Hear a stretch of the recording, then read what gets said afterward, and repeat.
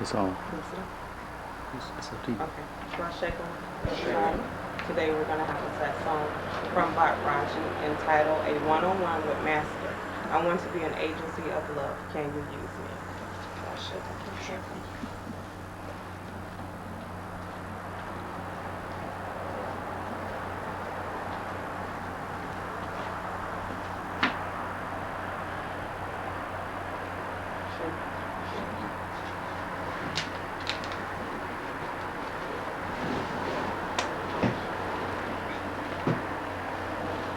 Have a moment of silence.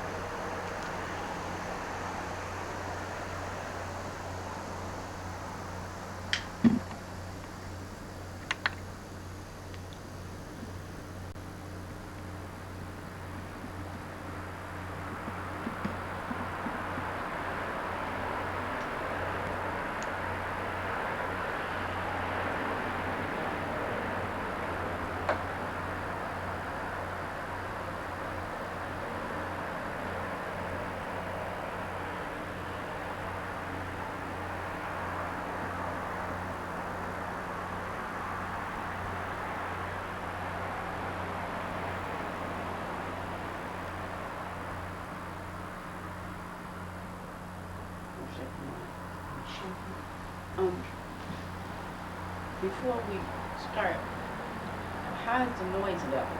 Everybody, can you hear me? You can hear me, Carl.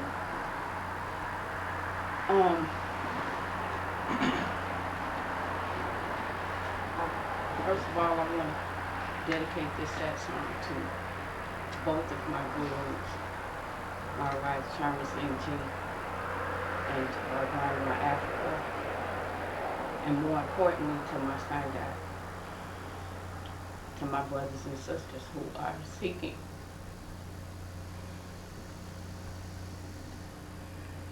Y'all be patient with me today, please.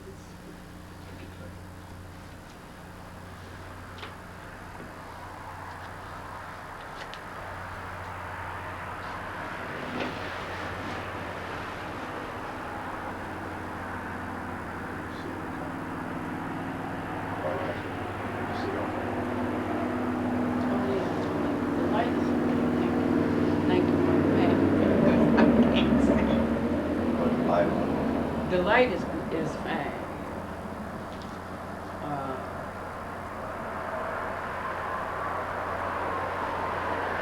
I want to give you, before I start the sad song, I wanted to give you kind of a,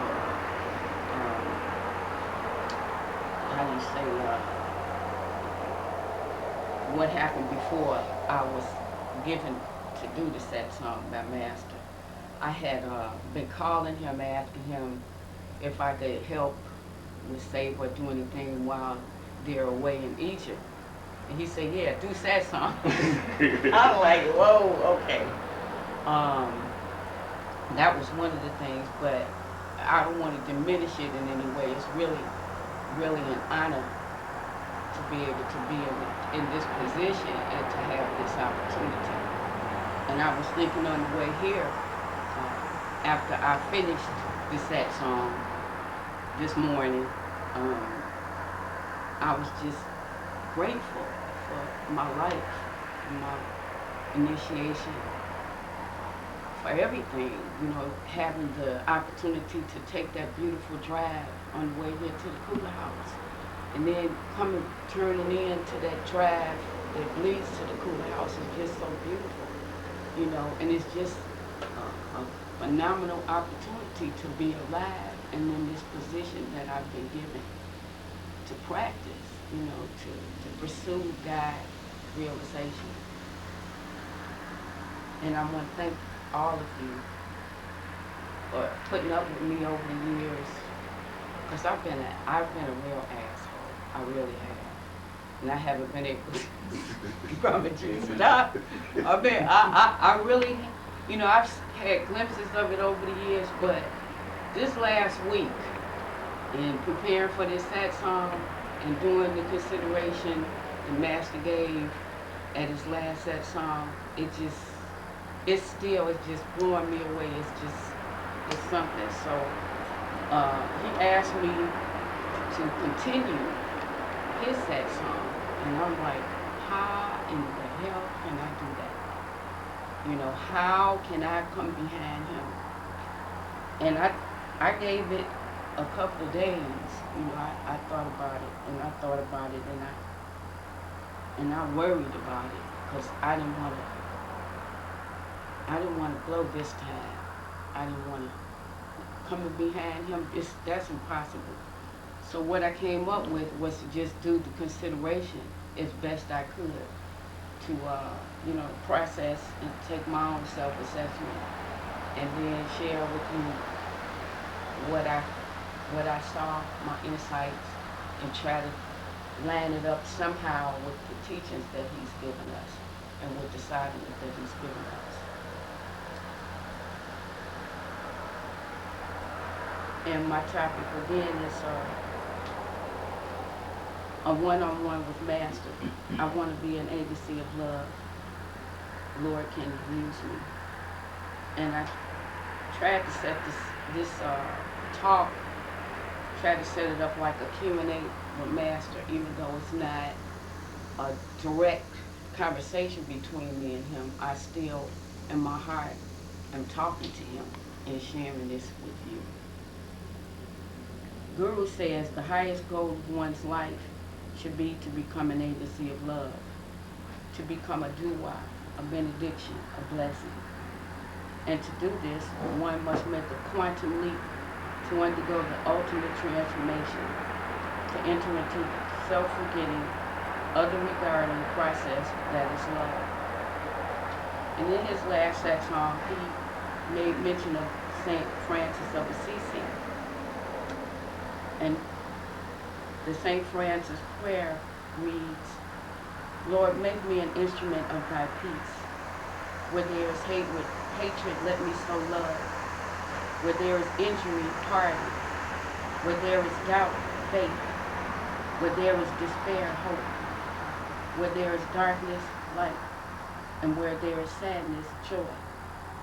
O Divine Master, grant that I may not so much seek to be consoled as to console, to be understood as to understand, to be loved as to love.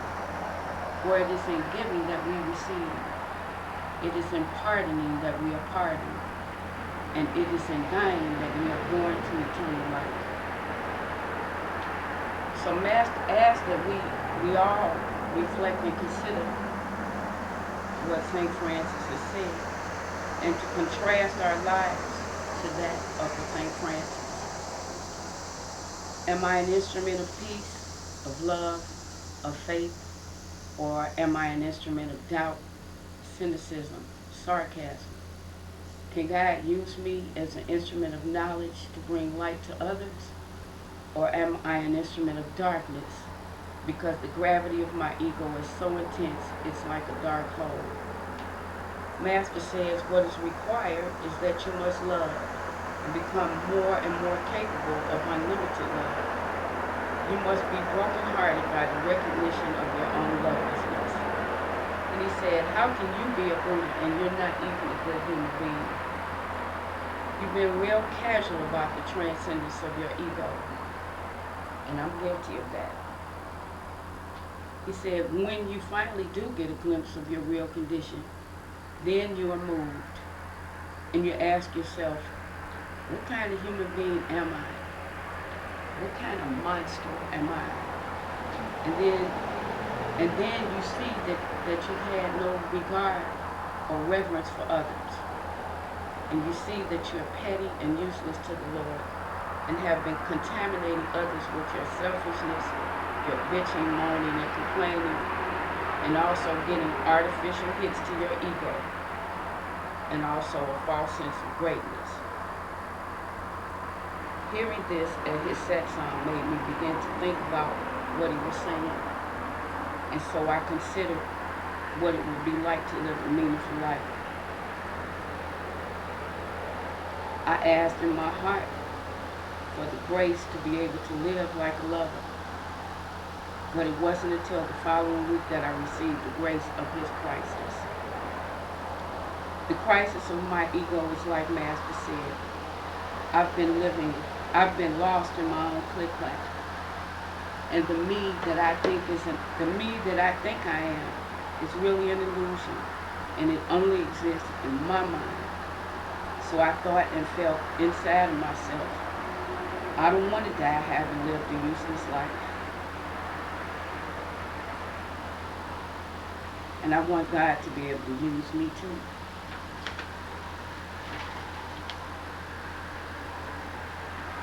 So all over this past week, I've been given this great blessing of time, and this retreat that he gave me. It's been real sweet. I haven't had a lot of distractions, but I've had a lot of grace and opportunity to consider this. So I pondered and I said to myself, okay, it's time to get down, to focus and to go deep, be real and be very straight with myself. And I asked, have I seen? Have I accepted? Have I been brokenhearted by the revelation of my true and real condition? Can I live a meaningful life? Can I become a vessel of God's love and be a sacrifice for the sake of others? Can I accept and ultimately surrender to Guru's love, instructions, training, and guidance? So going back to the week following Satsang, and I'm trying to do this by answering these questions, and I'll in and out. If I get lost, y'all can try to help me come back, pull me back to my point, because this is hard, and this very intimate and very emotional. So I said, okay, have I seen, accepted, and been brokenhearted by the revelation of my true and real condition? Hell yes, to some small degree only. Master says coming to the spiritual path is a sign that one has recognized they've been living a meaningless life. So I thought about it, and the first thing that came up is, well, I've been initiated a long time. I got initiated years and years ago. And then I kept looking at it, and I saw, in spite of that, I'm still living reckless. My life is very mediocre. It's very unfulfilling. It's even unnecessary and full of suffering, in contrast to that of a lover. Master said that my life is meaningful only to the extent that I am a willing and active participant in the process of love. And I recognize that I've been resistant and unwilling, caught up in my own self-contraction, self-possession, selfishness. And I am currently incapable of loving unconditionally. I'm guilty of what he called mutuality from my tribe. And I recognize that God cannot use me in this condition. And that is heartbreaking. I have continuously, for most of my life, lived in denial and fantasy. My fantasy has been that I've been living an honorable and righteous life for my tribe, that is, which is my children, that I can make them happy. Only to find during my recent broken-hearted episode that underlying this fantasy has been a motive of pure selfishness to satisfy my need for greatness, importance, and belongingness. And I've been using my children to perpetuate this fantasy that I'm really doing something great, like alleviating their suffering. But the result has been consistently that I'm creating and facilitating my own suffering. And in light of it all, is the bottom line that other egos really don't care about me, or anyone else for that matter, because they use the same strategies and means that I use to get what they want, and in turn have been using me. And when I saw this, I saw the Master's Dharma in action in my life. So I'm going to share with you what happened that put me into this crisis. We had recently had a family reunion, and this was like this the weekend last weekend immediately following the week following Master Satsang, and so all of my sons came into town. I got it, and I'm jumping all over the place, but they came. The ones that are out of town came into town, and of course they and their children have stayed with me over this week. So I got a taste of each and every one of them, and they got some of mine too. But the ultimate thing was the day of the picnic, which was last Saturday. My youngest son, he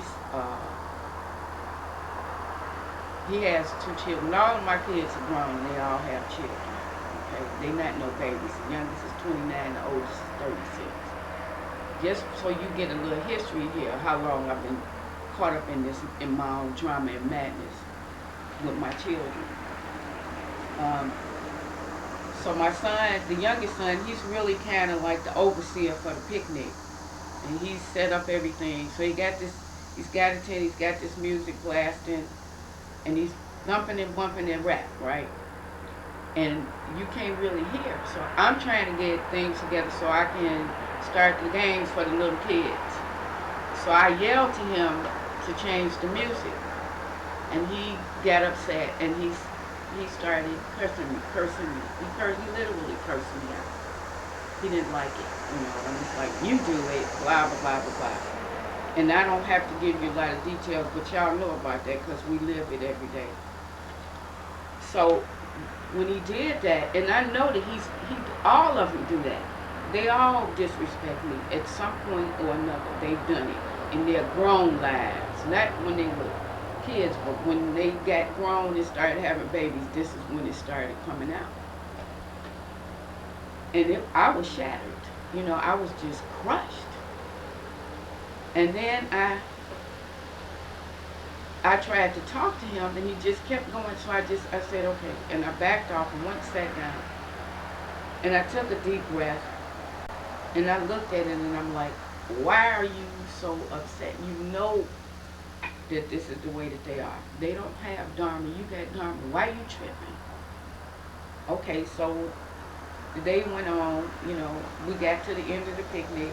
I managed to work my way through it and get my mantra going, get back on track.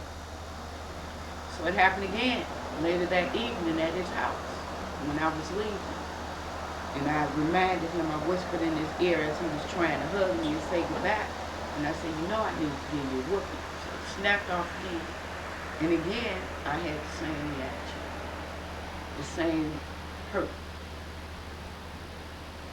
And I went through some other things with my other sons, the disrespect in various ways, how they disrespect me and let me know, hey, you just do what I need you to do. You just shut up and you be mama and you do take care of the kids and you take care of us and just shut your mouth. That's the attitude. And so I got it.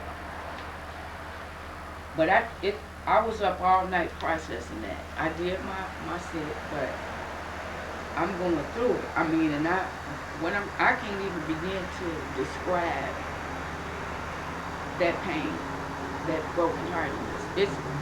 I just ain't gonna lie to you. I can't really describe it, but I say this, that it had me on my belly, on my face, on the floor, not on my knees. I mean, flat down. When I was able to stand up, and it took me a couple of days to really stand up straight, because I was weak from all of that pain. But what I finally saw was me. It wasn't. They are evil. They don't know no better. And shame on you after all of these years, and you still stuck in your ego, and you still got these expectations, and your energy, your attention is still out here in the world, and you're very attached, and you've been thinking that you're doing something, that you're on the path, and that you practicing. So all of that, it came up. But so in seeing it, I had that broken-hearted revelation that he talked about, and it's not the first thing, but the most profound revelation that I got was that you've been here before. You've gone through this before. Multiple times. You've gone and you've seen, but you haven't done anything about it. You haven't stopped. You haven't done what the Master asked you to do. You haven't used what he's given you to use. So, Master says, when I saw that, I'm like, look, this ain't no meaningful life. So, if I do what Master says, and I use the tools he's given me, then maybe I got a chance of living a meaningful life. He says that I can, because he sees my possibility, and I see his demonstration of greatness, his unconditional love, his tenderness, his mercy, his compassion, his unwavering and consistent reverence for me and you. I see it in him all the time. In him, I see my potential, and I'm reminded of the ordeal that is to become my life's work in order to live a meaningful life. I see my possibility in him. Question: can I become a vessel of God's love and be a sacrifice for the sake of others? Only if I surrender and enter into the ceaseless, self-forgetting, ego-transcending, other-revering process the Guru has given me. Yep, I've had some experiences via my sadhana, and I've been verified and validated in that possibility. But my sadhana has also shown me where I am not, and that the more effort I make, the more effort I must make. That I'm required to engage a truly profound sadhana. And I mean profound, nothing like anything I've been doing, in order to become an agency of love. I have seen and been humbled by the revelation of my own philosophy, my program, and my karmic prison that I have created for myself. I've seen that without my Guru and sadhana, I'm just completely hopeless, and I'll remain a prisoner of my own creation and suffering. But the most important and critical question is, can I accept and surrender to my Guru's love, instructions, training, and guidance? Master says sadhana is the response to the recognition of being loved. and sadhana is the response to the Guru's instructions. I know my Guru loves me.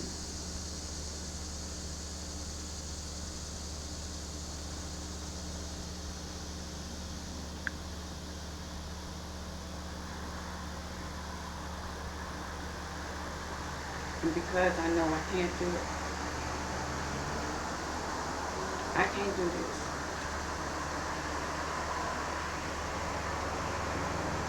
So I'm begging for His grace to be able to accept and surrender to Him. And I have to say that over the years, I've had my doubts. I ain't gonna lie to you. I've had doubts in Him and the teachings. And that's part of the reason why I haven't made any real progress. But grace has intervened and afforded me a consistent, though small, desire for the real, capital R-E-A-L, so that I've been able to give effort and to be able to use His technologies and methods to make me capable of ego transcendence. And thus far, I've experienced His karma in demonstration that it's real, true, and that I've realized in a very, very small way some diminishment to my ego. This has inspired and motivated me to continue giving effort, time, and energy to this process. And where I am now, for what I see in my heart of heart, like I said from the beginning, I really want this. I don't see that I've been doing it. I see my potential. And this song is going to reveal to you what's in my heart. Promise you. The 23rd song.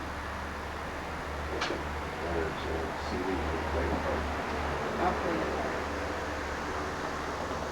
I'll be patient. Flip the script. Sorry.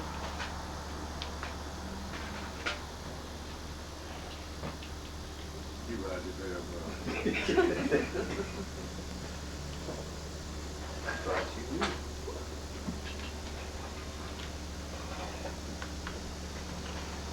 But that's life, ain't it?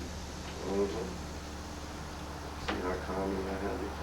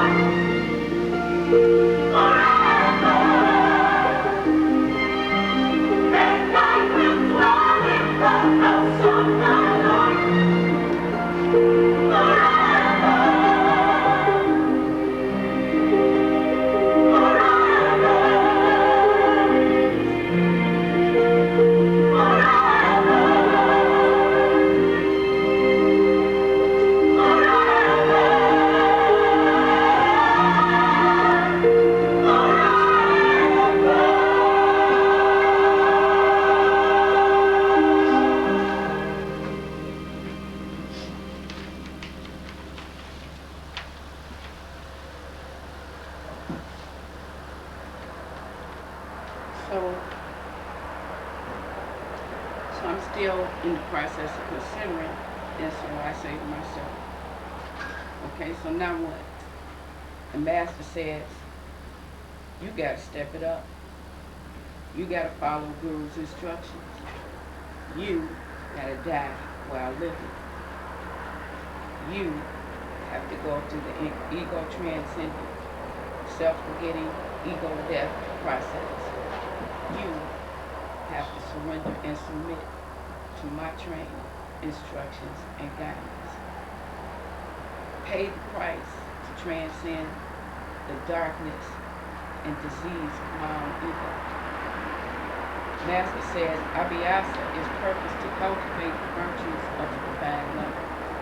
And only commitment, training, discipline, and submission generate virtues. Do sadhana and willingly accept the ordeal of becoming a lover. Becoming a lover will require me to accept and do many things I don't like or want to do. And then I gotta be alright with getting nothing back in return. So then I think, but even before I can do this, I gotta consider some more. Being realistic, brutally honest and truthful and real with myself. How can I realistically change? I have to enter into the ordeal, moving deeply and deliberately into my moments of crisis. Remembering that sadhana hurts, but it's worth it. And when I forget, I must remember. I must continue daily to put my life in the palm of my hand, observe and then see that I must accept and surrender to the reality of where I am, how I've been living, my flaws, my ugliness, all of it. That I can no longer avoid, procrastinate, or deny. And that I have to work with what I already have from where I am as an ego. That I have to face, take, and accept whatever life brings, no matter how much I dislike it. In other words, I must practice self-love. This requires me to die daily. This is meditation. Meditation helps to break my identification with my body and my mind. Most critically is to break my attachment to my thinking, which Master says is my so-called knowledge. I've been having experiences and recognize that I don't know anything. My experience in meditation is that this is the way for me to accept and surrender. I know and experience the pain of my ego and suffering.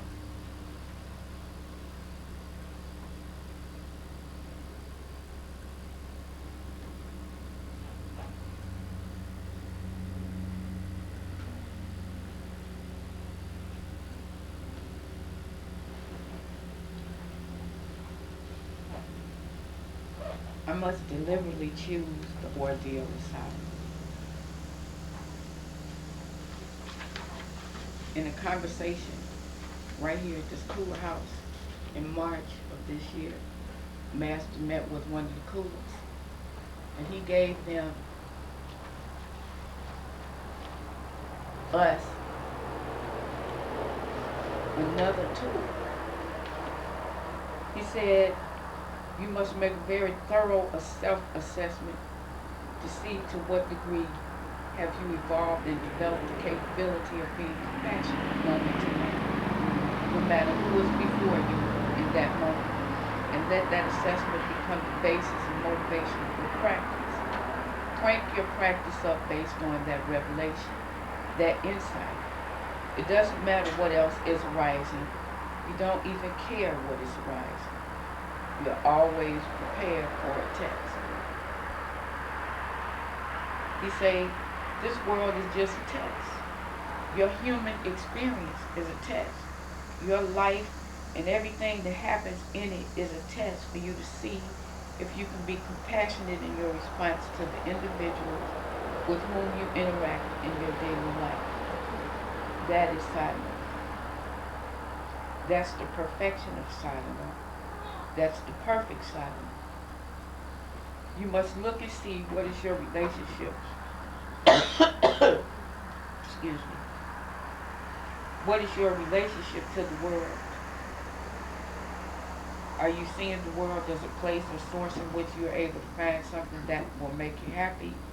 Or do you see the world as a place that provides you with circumstances, situations, people, places, and things that give you a test to measure your degree of spiritual development, and that provides you with a context and an opportunity to practice? The world is a context for practice. He says, I'm simply expanding on that, and I'm saying every relationship you're in, moment to moment, is a context for you to practice, and this is how you have to see the world.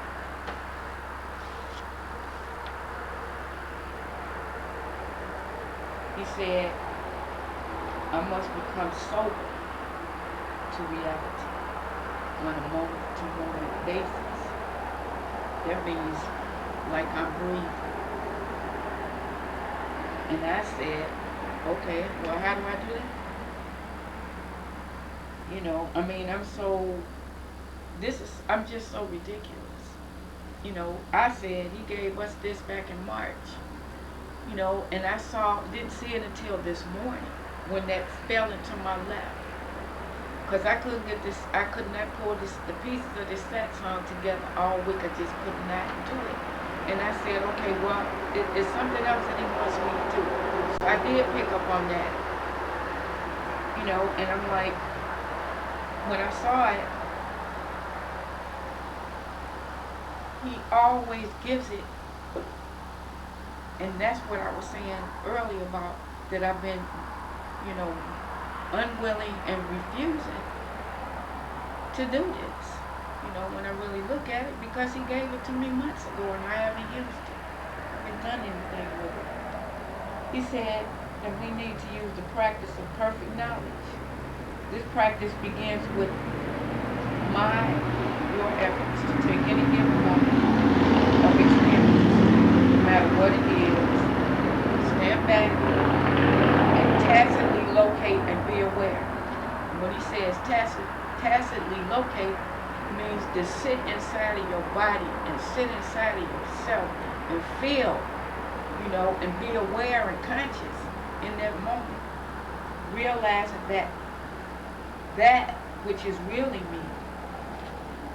Be aware, be consciousness itself, and not its objects. He's saying then you'll be happy. This is real silence. He said, I'm asking you to generate in yourself a complete psychological revolution. And that begins with a complete reframing of the world.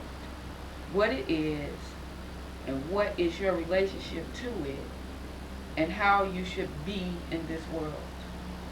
When you're practicing this side of being, always and already compassionate, it will take you into and be inclusive of the practice of non-identification with this body mind as being who and what you ultimately are. You are practicing profound insight and bhakti simultaneously. You are practicing knowledge and love simultaneously. It depends on which way you want to approach it. You can approach it from the way of insight, or you can approach it from the way of love. But they both converge. So if you're not always able to be compassionate, simply always be aware that you are only consciousness itself, no matter what's going on around you. Always, at all times, maintain the awareness of being just consciousness itself. Always abiding in that in which there is no fear. Always abiding in that state of consciousness where there's no difference. and abiding in that, always being happy. He says, the most radical practice then of this insight is the practice of residing in that state of consciousness where you're always already happy. You're practicing moment to moment, over and over and over and over again, the remembrance that you are consciousness. Never forgetting your consciousness, no matter what else is arising in any given moment. You're being tested. Seeing the world is simply a test, throwing at you something to see if it can distract you from this self-awareness. Then life gives you another scenario, another circumstance or situation and people to interact with on a daily basis to see if they can now distract you. It's like that.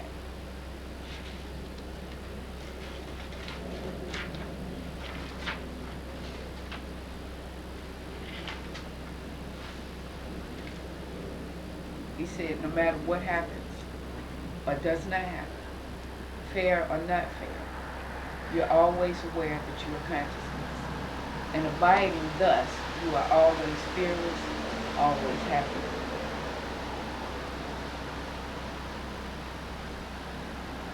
It is self-abiding in that state of consciousness in which there is no identification with anything or anyone as being who and what you are. Abiding in that state of consciousness in which there is no sensation of anything being mine. Becoming established in and thus abiding in that condition.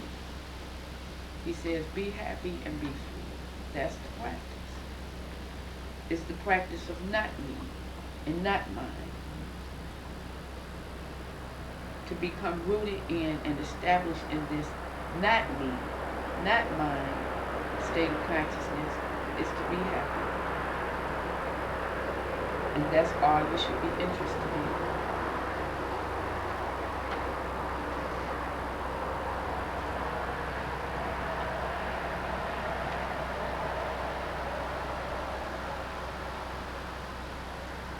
He said, this is real silence.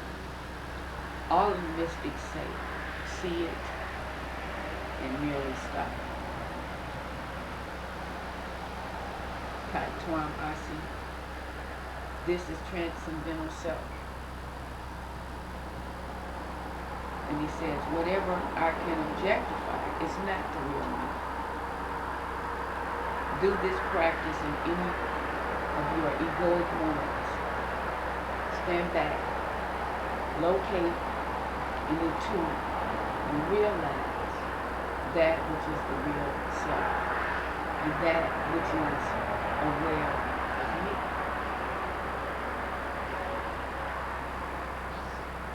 He said the ultimate sadhana is love, and that the practices of Simran, Bhajna, Dhyan are not perfect practices, but they help us to get to the practice of the perfect practice, the perfect sadhana, which is love.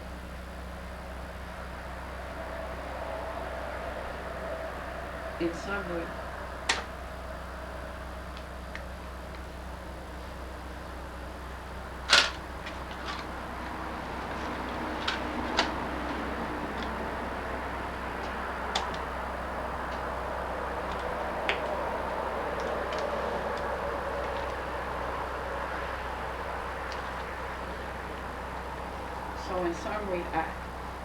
after having gone through this for the last week and really seeing myself, in my heart of hearts, I know I'm not there, but I want this. I want this. I want to be a lover. I want to be self-forgetting. I want God to use me. I want to be a lover. The Master says a lover is a disciple. A disciple is one who's running for their life.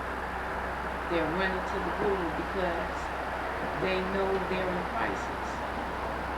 There's a great urgency, a matter of life and death, a great crisis. Christ is the grace given by the Guru, and the disciple runs inside to meet him to get instructions in order to save her life. I recognize that I'm in crisis and that I must die daily. And Dadu says, just as butter is in milk, oil is in the oil seed, fragrance is in the flower, fire is in wood, and an image is in the mirror, so is the Lord within man. The Supreme Creator, after having created man as a veritable temple, has taken abode in the very heart of this temple. The entire creation of God, comprising many regions of indescribable splendor, are all contained within man. With the grace and guidance of a living, perfect Master, man can see them all within himself and realize the secret of how the macrocosm is contained within the microcosm. Where is the one who has created me? Asked the disciple. Show him to me, O Master. The Lord is within the heart of the self, answers the Master. Fix thy mind there, saith Adu. My Lord is within me. Show him then by removing the veil. Let the self meet the Supreme Lord face to face. The water is contained in the inner lake. The thirsty one comes to drink it. Don't blame the Master. He is not to go from house to house, telling people. Within the body is found the eternal and the unsupported. Such a mighty one, the quintessence of all reveals itself by itself. Just as the face is seen in the mirror and reflection in the water, so is God seen in the self. He keeps company with all, saith Dadu. Just as oil is in oil seeds, fragrance in flowers, and butter in milk, so is God in the self. Just as life dwells in the veins, light in the sun, and coldness in the moon, so does God dwell in the self. The one who has made this temple of our hearts, he alone dwells in this temple. None else but our beloved is in our hearts. With thee is thy friend. Let thyself recognize him. Look not at a distance. Know him as thy reflection, O Dadu. God is within all beings. He accompanies all and is close by. Musk is in the musk deer, and yet it goes around smelling grass. The self knows not God, although God is with the self. Being deaf to the holy sound of the Master, sadly does he wonder. He from whom thou searchest in the world dwells within thyself. Thou knowest him not, because the veil of mine and thine is there. He dwells within all beings, yet rarely anyone knows him. He alone who is a devotee of God will know him. Search for the Lord within thyself, O brother. The imperceptible one hath the Guru shown. Just as butter comes by churning the curd, so is the essential truth found by churning the mind. Just as the fire permeates the wood, so does the blameless Lord reside in the mind. Just as water penetrates the earth, so does, O wise one, the true Lord pervade the mind. Just as the mirror is not affected by moss, so does the form within remain untarnished. Gaze intently, and that will become visible. Those who churn the mind easily find the essential truth. Unto them the Lord by himself revealed himself, saith Bhadra. Any questions?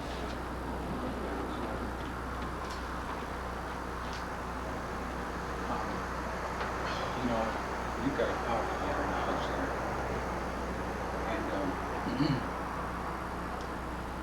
I think the wisdom is where you've got to tweak yourself. You've got to commit suicide to this, to awaken to the truth that you just talked about.